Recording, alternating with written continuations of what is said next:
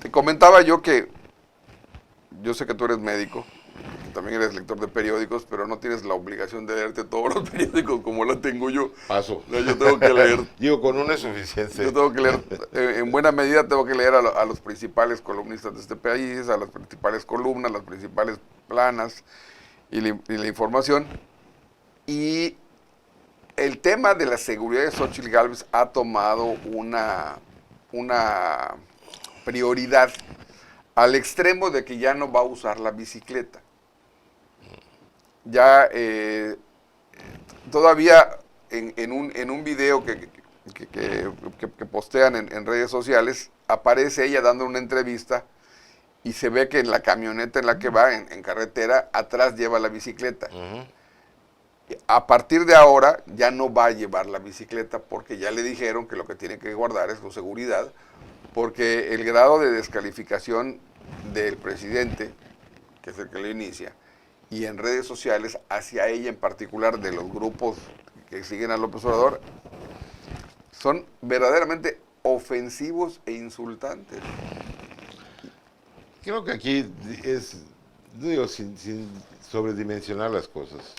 No es primera vez, no es primera elección, no somos nuevos en esto. No, no somos Digo, nuevos. los que ya hemos pasado algunas, pues creo que podemos visualizar y ver más que nada a dónde va el asunto y quiénes son los responsables de cada una de las cosas. Digo, lo que me respecta, con los que he convivido, que me ha tocado trabajar, desde Maquillo hasta el último que tuvimos, no ha habido ningún problema de problemas de seguridad. Creo que el más peligroso fue Maquillo, en algún momento determinado. No, Terminó con un accidente. como un accidente Con muerto, un ¿no? O accidente. sea, que Pero mucha gente lo quiere pensar que lo mataron o algo, pero todo el mundo reconoce que fue un que accidente. fue un accidente. Entonces, fue del más grave y posterior a eso inmediatamente después, fue Colosio. Claro. Fue el asunto de Colosio y luego del cuñado de Salinas. Y es donde se alertaron muchas cosas. Han habido nuevos procesos electorales donde hemos visto la participación del crimen organizado, que sin duda... Pero activa. Activa, Ajá. sin llegar...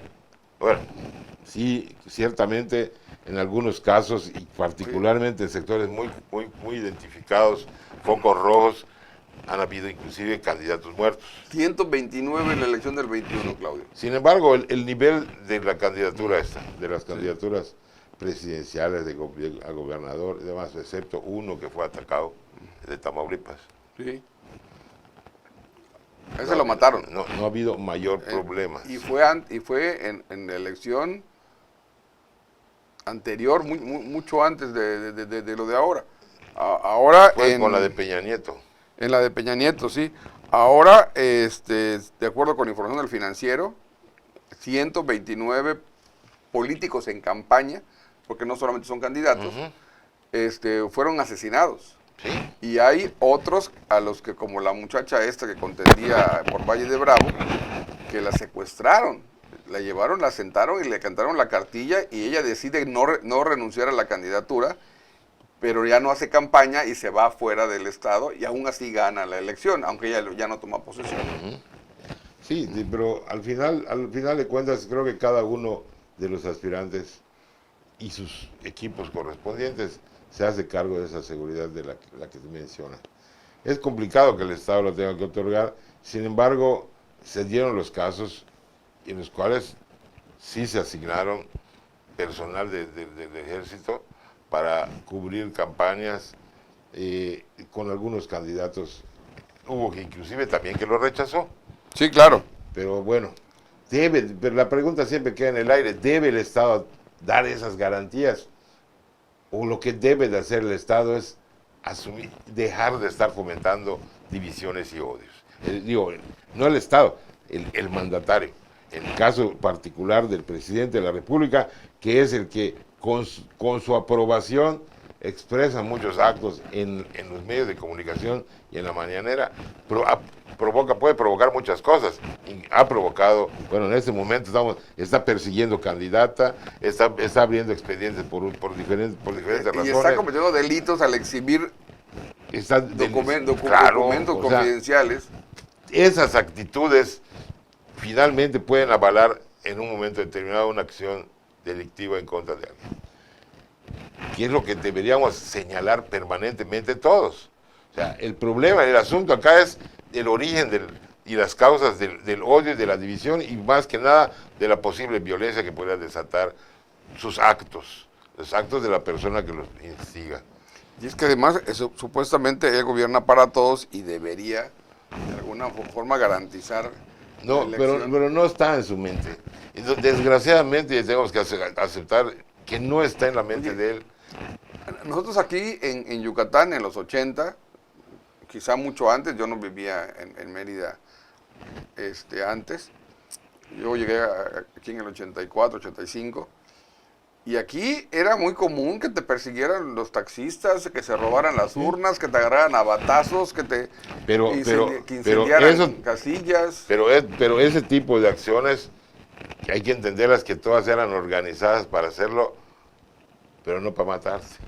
Claro, para dañarte, para obstaculizarte, excepto en el caso de la época en el caso de Chemás no fue en campaña, fue posterior. Y en el caso de Yotolín, cuando la época de don Víctor Manuel, que le pegan un machetazo a una persona, por otra que asumió que estaba haciendo lo correcto, no organizado. Eso fue una cosa de embriago espontánea. Y en la elección anterior, no la de Mauricio Vila, creo que la pasada, que también hubo en un poblado que asesinaron a un muchacho.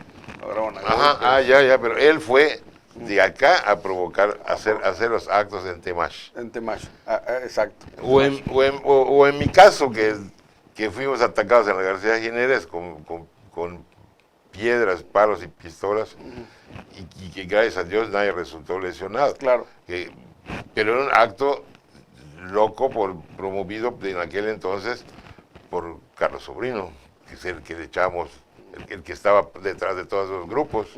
Pero no, gracias a Dios no pasó a más. Pero sí se pierde el control una vez que se incita y más alcohol, más drogas, es probable que haya un desenlace fatal. Las pasiones.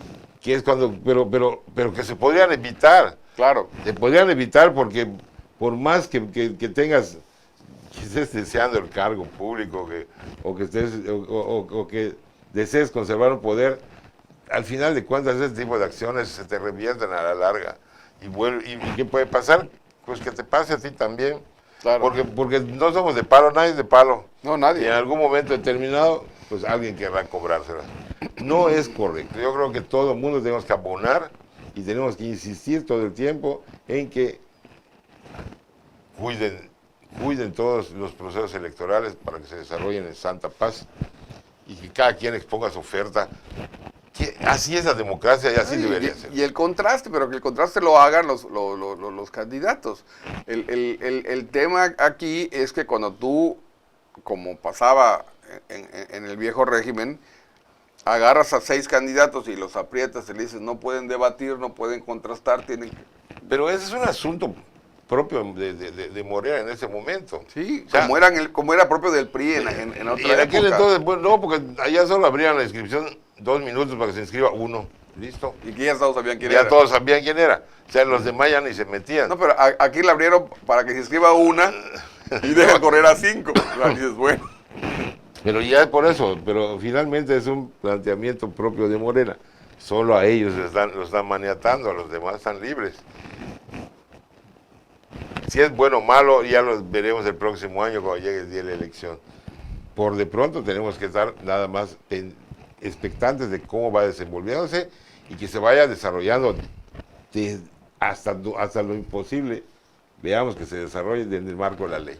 Claro. El asunto que creo que hay cosas buenas y cosas malas.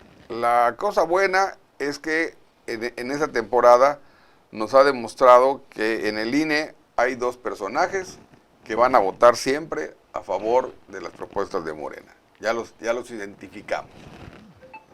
Qué bueno que ya los identificamos, porque antes no los identificábamos. Claro. Antes hacían operaciones, hay una de las consejeras que se reunía con la gente de Morena y nadie lo sabía.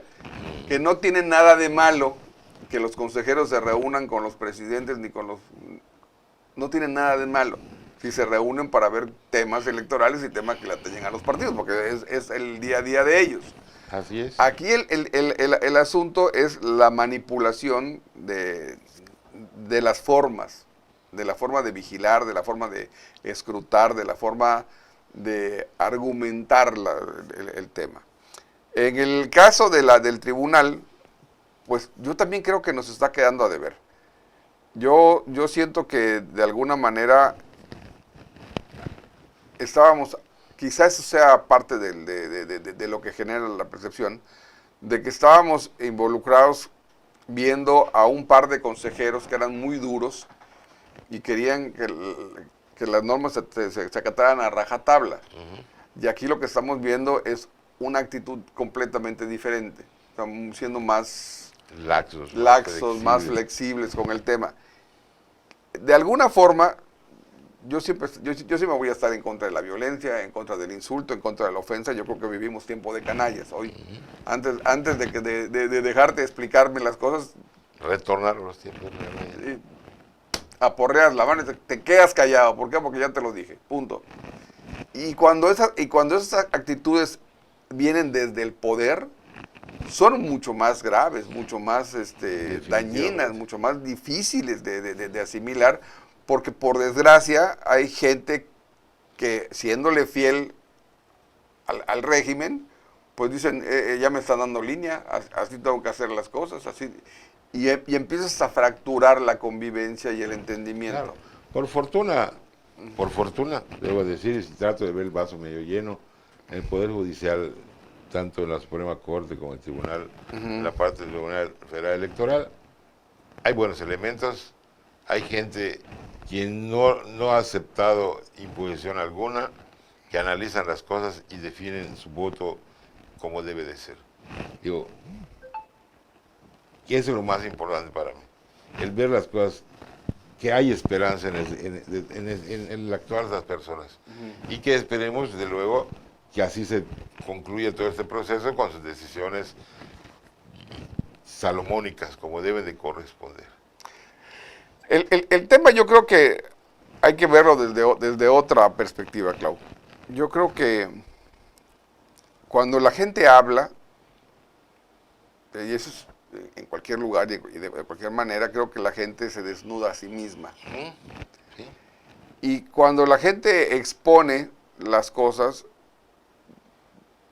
la manera como las expone vuelve a desnudarse, ¿no? Ahí te acredita el talante con el que están haciendo las cosas. Y creo que aquí lo que estamos presenciando es una demostración de gente que ya se dio cuenta que no va a ser tan fácil la campaña ni la elección. Claro. Y que están viendo que hoy por hoy tienen a un personaje que se convirtió en un personaje, pues ahora sí que válgame la expresión, a punta de golpes, porque así la han llevado, en un personaje que se ha convertido en un, ¿cómo te lo digo? En un catalizador del pensamiento de la gente. Porque para muchos lo platicábamos, oiga, ¿por qué no le contestan al presidente? Mucha gente decía, oye, ¿y por qué no hacen lo mismo que el presidente? La gente no termina de entender que no hay mucha gente que tenga todo el aparato que tiene el presidente. Claro. No entienden que toda la capacidad de difusión y de producción y todos los elementos que te da el poder, pues se lo dan nada más a una persona y no se lo dan a cualquier ciudadano.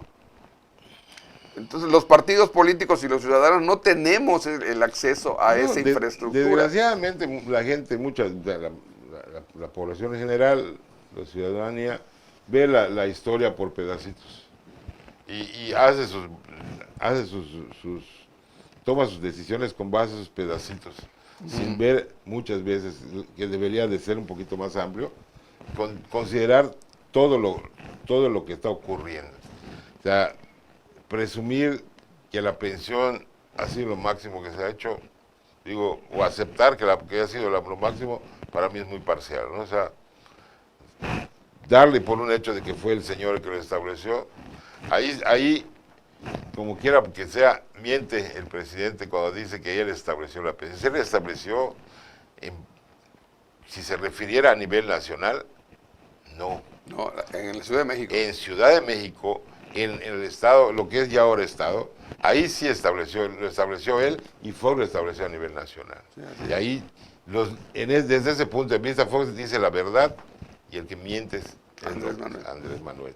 Y hoy lo han elevado a rango constitucional, que es otra discusión que habrá que dar, que seguirá dándose a lo largo del tiempo, porque obliga al Estado a tener que estar poniendo a todas las gentes, aún pudiendo llegar a un estatus superior, dándole realmente a quien lo necesita y a quien no, pues si tiene ingresos, ¿para qué dárselo? Pero vamos a entrar ahora, después del corte, en el análisis de lo que significa la mañanera como un ejercicio de propaganda política, ¿te parece? Claro.